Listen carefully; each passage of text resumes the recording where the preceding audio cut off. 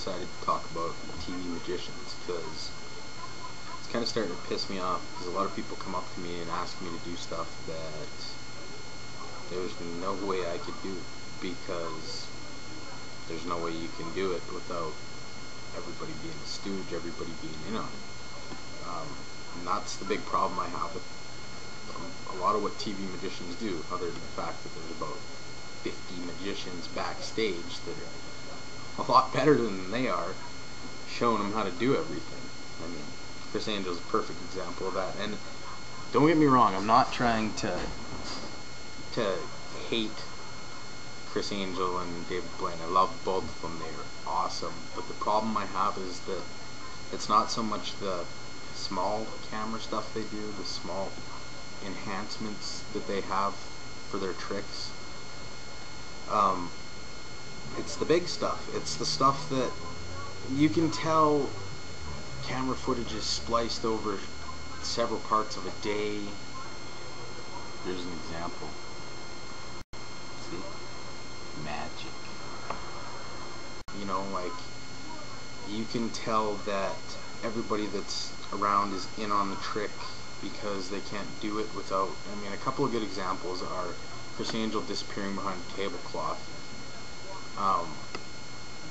on a patio pool, like, just by the way the angle is, he has no way to get away, and if you know how it's done, then you know that he can't do it without everybody being in on it because he's not going anywhere. He's still there. And anybody that's behind that table knows exactly what he's doing.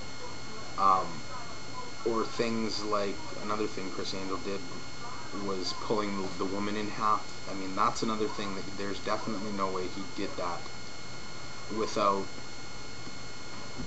people knowing, without everybody that's at that park being in on it, because just by, if you know how it's done, there's no way. There's no way to do a full,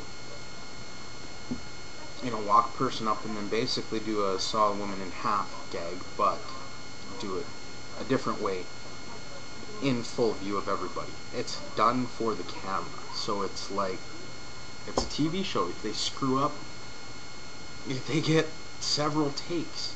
I mean, one thing that I know that David Blaine does, that where they remove something because it's on TV and the fact that it's not live or anything, but they remove certain things that, I mean, doing a trick, certain tricks that he does, like the one where, the ash is on his arm or whatever, and he predicts something that somebody said, like writes down on a piece of paper, right? But what they don't show you is, what they show you is that he tells somebody to write something down on a piece of paper, and then they show him rip it up, and then he knows what was on the paper, and he like slides his sleeve open and he rubs some ash on his arm, and it's there, or else it's written on his arm. I can't remember exactly how. It's quite a while ago that I saw that show. But what they don't show you is, like, there's a second part to that trick when you're doing it to somebody live, and it's how he'll ask somebody to write it down, and then he'll rip it up and walk away, and then he'll come back and he'll say, did you handwrite it or print it? And if, no matter what they say, he'll say, oh, no, I need you to do whatever they said, the opposite, to be able to get a mental, because I can't read this in my mind or whatever. If you understand how he's doing the trick, then you know what I'm saying. But stuff like that, where they'll remove half of that trick to make him look more impressive, and like, that's the kind of stuff where it bothers me. And like stuff that Chris Angel does, that that everybody's in on it, so it's like a TV show. If I see a magic trick on a TV show, I'm not really like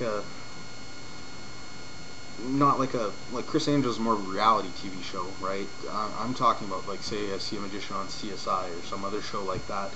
I'm not as impressed because everybody knows what's going on, and there's all sorts of special effects and this and that can be done behind the scenes that make it so that you don't have to do anything.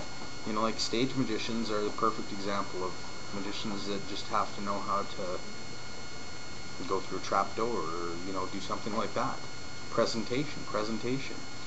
You know, close-up is where it's at, because that's done right in front of you, and you have to be really damn good in order to convince people.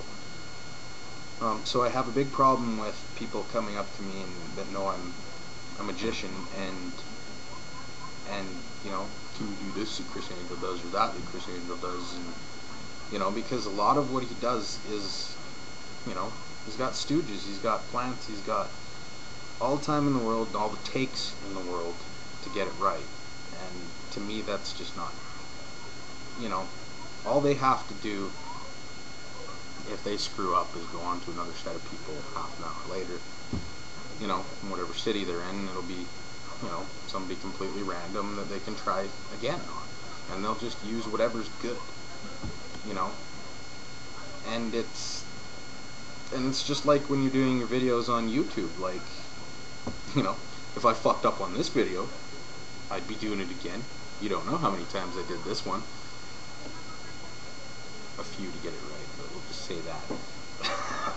But that's what I'm saying, is that my videos, I know, you know, if I fuck up while I'm doing a video, I'm gonna stop it, and I'm gonna, you know, delete it, and I'm gonna redo it, because if you fuck it up, then obviously you expose it, right? But the thing is, if you're getting paid millions of dollars, and the guys that make the most money, no matter what anybody says, are the ones that are on TV constantly, you know. I mean, Lance Burton is obviously awesome and probably owns the fucking casino that he performs in now. He's so rich. But, I mean, the guys that have the most exposure are the ones that make the most money. And that's, I mean, David Blaine not so much anymore, because he's doing his body stunts and shit, and so I'm not really that interested in his stuff anymore.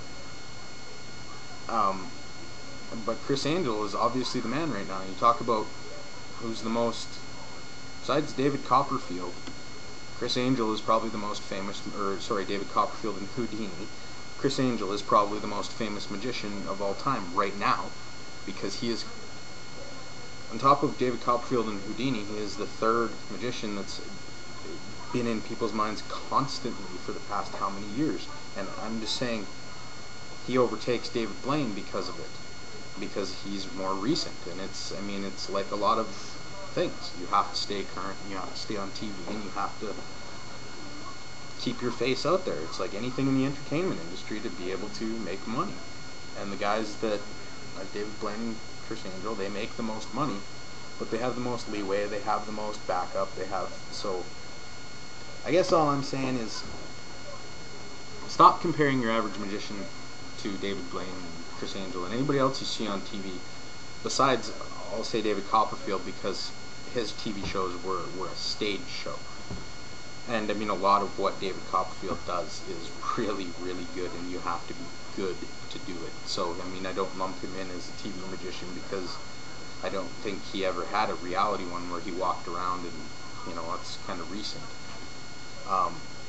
Thing was, stop coming up to people and comparing normal magicians to TV magicians. There's a big difference, and you can't, if you see it on TV, no matter whether it's magic or whether it's one of them ghost shows or a psychic, anything like that, know that what you see is not what you get when you see it live in the first place. But TV, you know, they can put any magician on TV and make a star out of them, simply because of the fact that you've got all the money you need, and all the time, and all the takes to get it right. So, stop comparing normal magicians to TV magicians. Two different animals.